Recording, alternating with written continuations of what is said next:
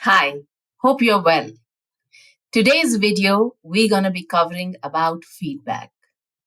Feedback is the cornerstone of professional and personal growth. Whether you are a student or a working professional or an experienced leader, giving and receiving feedback and learning the art how to do it is what is going to define whether or not you continue to grow in your career. So, in this video, I'm going to share 5 top tips how to make a constructive feedback effective and what are those ways that you can really use to make this effective feedback really work. So, let's get started. Firstly, be specific and objective. While giving a feedback to someone, do not use vague statements. It does not help. It would just leave the other person confused. So be very specific in what you say and be very objective as well. Focus on behavior and the actions than anything else. So, in place of saying your presentation was weak, maybe you can say your presentation lacked clarity data points, and that's why it was not effective. Saying the same thing, but in a polished manner. Second, focus on behavior and not personality, which means when you're giving a feedback to someone, talk about their behavior and not the personality. As the word says, personality is personal. And when you talk about someone's personality as a feedback, they may feel bad about it. But when you talk about the behavior is external. So that's how it get adapted. Now, for example, telling you are lazy is nobody's going to like it. But if you say it in a way, you missed 5 deadlines last week, that's a behavior, not really a personality. And it will help you to open the door in putting it in this manner, open the door to really have a conversation and make the feedback effective. Third, offer solutions and suggestions. Your feedback should never be a monologue. And if you have ever observed, this is how most of the people give the feedback. And that's the reason why 70 to 80% of it does not work. So, offer suggestion, offer what can be done about the issue that may be in the hand.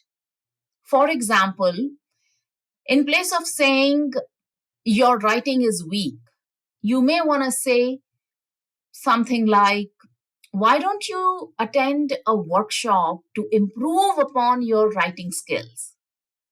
Which one sounds better? And which one sounds more encouraging? Just because you have given a suggestion. So the feedback should never be empty. Just telling someone what's wrong is not going to help. But telling someone what is wrong and how it can be fixed, possibly, that's how you really make the feedback effective. And then use feedback sandwich technique. You know how a sandwich is? You have something good and then something nice inside, and slightly slip in the cheese and then put something nice at the bottom. That's exactly the technique that we should use for feedback. Many good leaders use this way. What it really means is start with something good to say about the person or the event or the incident. Always start giving the feedback when you have something nice to say about it. And if you don't, then just take a pause and think about it. Start something, saying with something nice, and then give the constructive feedback of in the manner like However, this is what I would have done in this situation.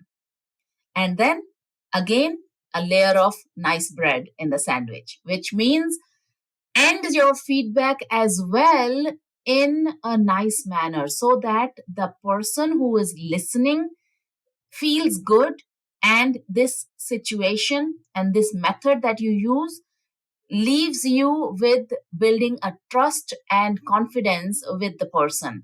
And if they leave this conversation with a good heart and good feeling, they would come back to you for feedback, and you would have someone looking for your feedback for life. And lastly, encourage a two-way communication. What it means is that you should not be only talking and giving the feedback, one, two, three, everything done, even if it's a sandwich method. Don't keep talking only by yourself. Let the other person also get engaged. Let them share their side of story and give their viewpoint, give their perspective, so that the clarity on the situation can also be done. And most importantly, it becomes more like a conversation than someone just telling you did not do this or you did not do that. That's where the feedback, most of the feedbacks fail. So as long as it's a two-way communication, you will see that it's easy to give a constructive feedback and get the work done as a result of that feedback. Mastering the art of giving constructive feedback is a cornerstone of professional and personal growth. Giving and receiving feedback, both of these are an art. And how effective a feedback can be depends on how it's given and what state of mind you are when you receive it. So use all these tips that I've just shared with you. Make sure to use a feedback sandwich technique, and you will see that giving and receiving feedback will become a cakewalk, and you will start loving it very soon. In the comments below, share with me what is the best method that you use to give a feedback. And have you ever had an incident where you received a feedback and that left you confused? Let me know. And this is Monica Jaswval from Career Growth Hub signing off. Till we meet again, keep growing forward in your career. Thank you.